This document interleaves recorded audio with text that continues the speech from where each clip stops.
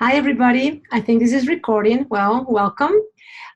Today I'm going to do the final video that I was trying to do last week, but for technical issues, I was not able to do. So I figured it out, and now here I am. So without further, let me go and share my screen. Sharing screen. Okay, beautiful. Love it. There you go. So the question that I wanted to answer last week was about three issues. One was about the checks, was about the email. The email that you have on app files, which is this one, in any given transaction. Let me go to this one since I have it here. Is this. This is Claudette. This email, basically, that's the email for total brokerage. When someone, an outside agent, is sending you an email with the document signed, what I recommend to you, instead of you downloading those documents into the computer and uploading them back into total brokerage, what I recommend to you is that you grab the email that you received from the outside broker, and you're gonna forward that email to this email address, to this specific email address that you have and you create for each transaction. The system creates for you. So what happens when you forward that email that you received? First of all, forwarding is a lot faster than downloading and uploading. And when you forward to this email address, the files get automatically added to the transaction, so you don't have to upload it later, okay? So that's a question in regards that I believe it was Mariana, the one that did it, and that's the question in regards to the email. The other question that we had on the call last week was about the, forgive me, it was about the, a white moment, hold on. I wish you were here to tell me right now. Oh, it was about the countries. Got it. It was about the countries. So you see, we all have those moments in video. Okay, so it was about the content, the countries. So yes, you have to add the countries one by one, and we are going to start, uploading and creating new countries. So when you're going to add into your documents about the person, you can add the country in that way. So yes, it's not a full menu that you have all the countries in the world like it happens in most places. That was question number 2. And question number 3, it was in regards to when you have a pocket listing. And yes, when you have a pocket listing, you will do exactly everything as for any transaction. The only part that you will not do is that you will not have an MLS number, but you have to fill up the documents, people, property, financials, and base commission. So let's go really fast over today's issues. So we just made a few changes, and this is going to help you a lot. So I hope you're excited about. So first of all, I want to clarify something. When you start transactions, as soon as you create it, remember, I'm going to say it one more time. As soon as you create a transaction, you will go automatically to the task tab. Why? Because we really, really, really want you to, as soon as you click on here, like this person has not selected this. So as you can see, I cannot see anything here. So that means there is no task selected. So you have to come to change, right? And after you do that, you will pick up from the menu if you're presenting the seller, the buyer, the landlord, the tenant, or the rental community.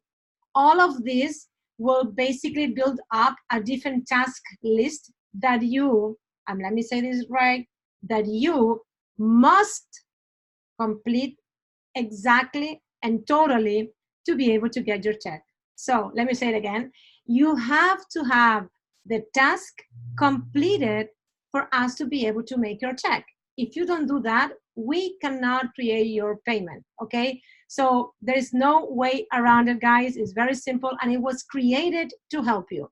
That's why it's important that you select either seller, buyer, landlord, tenant, or rental community, because you might have different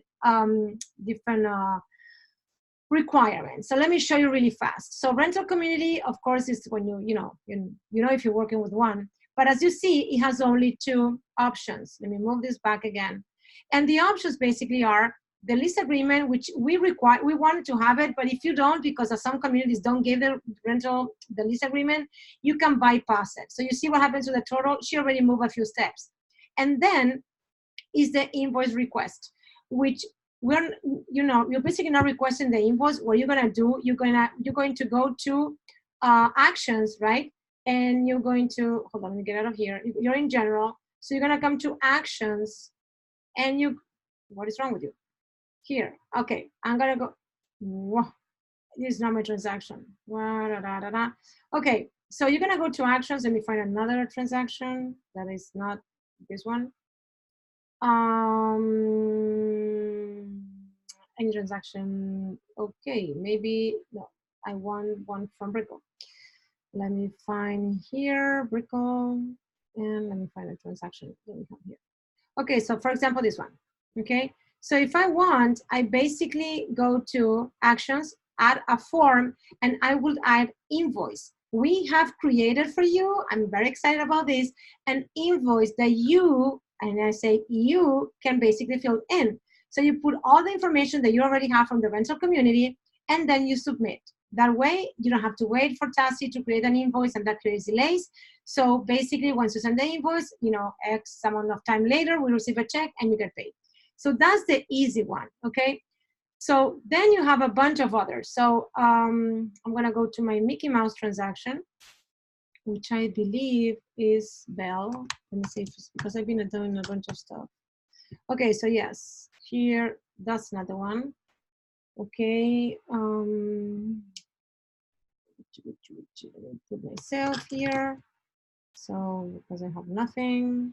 Okay, I have my fake transaction. Okay, so let me show you then what happens in this case is representing the landlord. So you see how the total keeps on moving, and then you have things that you're gonna be able to bypass. So let me change it just to show you. If I represent the tenant, look what happens. Okay, so you have information that you have to complete, and you have to have it inside. You have to upload the form or the PDF, and you have other information when you have this symbol that you can just basically bypass and the total will move. But guess what? You can keep bypassing a bunch of stuff. Let's say that I don't need all that because it might be true. I don't need it. I don't need it. I don't need it. I don't need it. I don't need it. I keep moving myself all over the place and I don't need it. So I still am here. If you don't upload this information, guys, what happens is the task is not finished. There is no final review. And guess what? We cannot write you a check. So it's very important that you comply. And the reason why we created this is so you can see it. Okay, this is the IMAP. I need to have the tax appraiser. Okay, this is the MLS, so we can check, you know, information that is there. So all those documents should be, have it as a PDF, upload it to the system, or put the contract or whatever. So that's as far as the task goes. And I'm gonna keep implementing and saying much about it because I keep seeing that you guys, some of you, not all of you, don't complete this task. Now, the other thing, documents, I think we're pretty clear with documents. People, you have to add people. And one of the people that you have to add is the vendor, especially if you're gonna hold escrow, and that person is Tassi. So you're gonna go here and you're gonna put transaction coordinator and you're gonna add her. Perfect. Okay, now, this is something that just came up this weekend, and I'm thank you very much for one of my agents that she brought it up and that was able to fix it. So, you know, I love when you guys have issues because it allows me to figure it out, and then her problem became the solution for many of you. So she was trying to get a document signed, right? She got it signed and she needed to initialize it because it was a listing agreement. So she needed to initialize that. So what happens is she was putting agent instead of landlord's name agent, and she was not, or it's actually called owner of the transaction, because for app files, you as an agent are the owner of the transaction. So she couldn't add her line. So she couldn't, when she was requesting a signature, the signature was not popping. So when you go to assign signatures to a document, let me see if I can see it. I don't have any documents, but let's imagine that I do. Okay.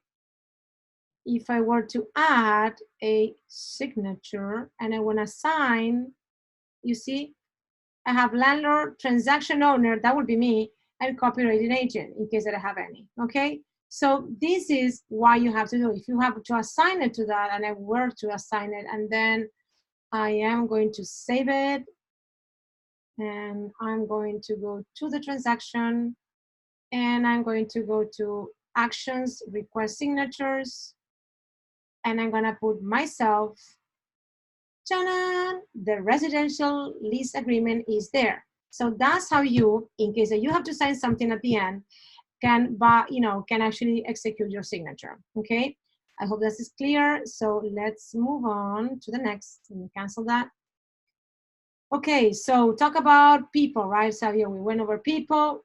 You will add, this is in this case, the landlord, it is a corporation, so I have it under corporation, and the emails of the person that is receiving the information. And then we go to property. By the way, this is my ghost transaction, but guess what? I will have to get paid on this rental. So I'm gonna put the address, which is 60, because as you see, it's not there. So it's 60 Southwest, Southwest 13th Street. And I do believe this is Miami, Florida 33131. Sorry, country of use, United States. Here we are. And I need the unit, right? Unit, and I believe that is 2018. I will check it out later. So this is important. If we don't add this information and the legal description, this is the case that I just, this transaction, I just basically moved it from Mark Files because it was old to up total brokerage. But if I were creating it, I need to put the legal description, the tax ID, and the county. Since I am not doing that, I just need to have the address, because otherwise the check will not be issued. That means that I will not get paid. I'm gonna say it again. You need to fill the property information with the correct address, okay? Now, save it, because if you don't save, you lose. And the financials, you have to put it up there. This is again a transaction that I was putting from one place to another. And I have to put here the base commission, which honestly, I don't know. I know that money is an escrow, but I need to check. So what happened here? If I don't add the monies, nothing happens. This is what it used to be the commission disbursement form. So there is two ways that this can happen. Way number one, you have monies just going to pay your commission. That means there is no other party involved. So you will come here, and if the check says that you gave me for $2,000, you will just do that, put $2,000, save it, and that's it. Gone with the wind, right? Now, nothing else you need to do. You just need to, but you need to fill this base commission thing. So let's imagine that you are having a commission split with someone else. That means that is like, this is not a commission, this is escrow that we're holding, or yes, escrow that we're holding. And so we have to pay the other agent and yourself. So you're gonna add here, credits and deductions affecting gross income. This is only when you have to pay the other broker, okay? So you will have here, and you will pick here the agents, other commissions, other broker commission, and here you will add the name of the person. Like I don't have the name of the person because again, like I said, we already closed this transaction, but let's say that I have the name. I will put the name here of the broker, and that's it. And then here I'm gonna put the amount, which is gonna be $1,000. This is all makeup, right? Okay, so, and then I save. So now the system knows that $1,000 goes to me, $1,000 goes to Cervera, and that's it. So this is something that you also have to fill in, okay? We cannot go there and fill it for you. You have to do this part too. So let me see, talk about the financials, base commission, property, and the most important thing. So let's go back to task. I have done everything, right? I go to task. I have my little turtle. I have this uploaded. I have that uploaded. I am here, and I have to get my documents. Was sign addendum, whatever. Just click here. I have my security deposits, and now I have the commissions, which is copies of the monies. I have that, which that's one we make the deposit for you. I click there too. I have the walkthrough, and guess what? Now I have the final request. I have to click here. If I don't click here, again, nobody knows that you are here. So we need to know. The system doesn't alert until you create the alert. So you will click here on the request, and you will get a yes or no. I'm not gonna do that because I'm not gonna bother Tassi. So you just basically click here. Now, after you click here, this is important. You will come to general. And this is a change that we just created last week. Now, I'm gonna put a pause, take a deep breath in, and exhale because I speak too fast, but I just don't wanna make this video very long. So, what is important in this page, which is the general page? Once, and I'm gonna say it very slowly so you don't get confused. Once you have uploaded every single document, you have checked every single thing because everything is done. You have submitted the request for approval to Tassi. You come back here, okay? and you're going to change this status from active to pending. Okay, and here comes the news. I'm gonna save it, and you have to save, remember? So why do you have to save it to pending? Okay, remember that a few weeks, I think it was last week or the week prior to that, I said do not change it. Well, now we're changing it, but we're changing it because we want for you to get paid faster, right? So we change it to pending. So what we did is like there's a lot of transactions, thank God, with even though the you guys sometimes say the market is not moving, the market is moving. So we have a lot of things going on. So if we have to go here and look at this mess every single day, imagine the amount of waste on trying to find a transaction that we need to pay right away, right? So what we decided is that Tassie, every morning, she's going to get into the office and she's going to go to advance, okay, and put here on the status pending. So she will come and see, okay, what do I have pending? And this will be her list. Now, I need for you to understand one thing. When you don't see, you see what you see, like this transaction of mine doesn't have the little green circle icon in front. And that's why, the reason why is because this transaction has not been sent to QuickBooks to create a check. Am I clear? So this transaction is just pending, but since in this case I owe documents because I'm still waiting for someone to give me something, I cannot, Tassie cannot approve me and she cannot move forward to create a commission. So what do? When you go to pending, she will go over all the pendings that they don't have the little symbol, because those means that they have not been, that they're still missing a check. So any transaction that doesn't have that little thing, we have to write a check. So this is how we know that your transaction is ready, because you put it on pending. Now, when you see this little icon, it means that your check is done. Now, in between done and being signed or being here, that's like basically on the day. But I want you to understand that when you see that symbol, is that your check is on the way. Now, you have to wait in case you're in recall for me to call you and let you know, or send you a text, or send you, a WhatsApp photo of your check.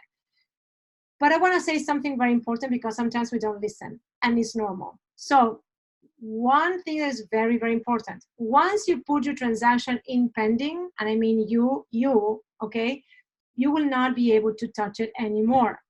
And sometimes not even seeing it, but even if you see it, you cannot even touch it. So oh my God, I forgot to put something. Guess what? It's not going to be able to do so. So you will have to let us notify either Chris, myself, and we can put it back to active. That's something that we can only do, the managers. And that way, if you are missing a signature, you have to add something, you can do that at the time, okay? But the pending is the ringtone for us to know that the transaction is ready.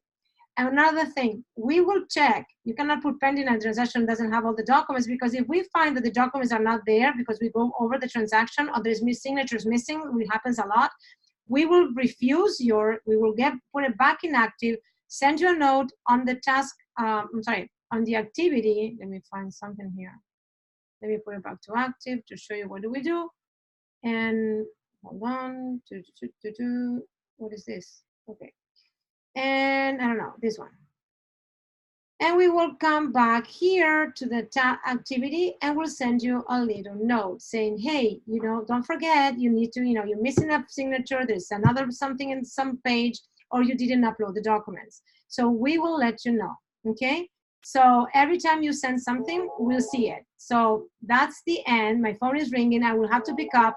I will see you next time. I hope you enjoyed this video, and have a great day.